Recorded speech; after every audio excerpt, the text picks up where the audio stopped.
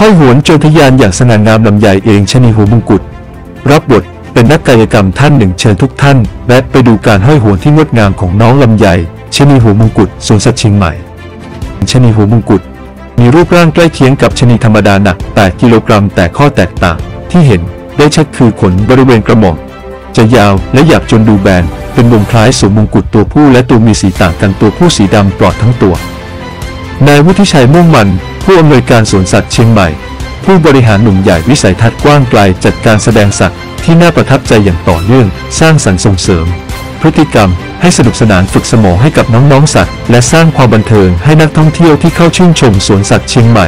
เปิดให้บริการทุกวันเปิดตั้งแต่ 8 นาฬิกาถึง 17 นาฬิกา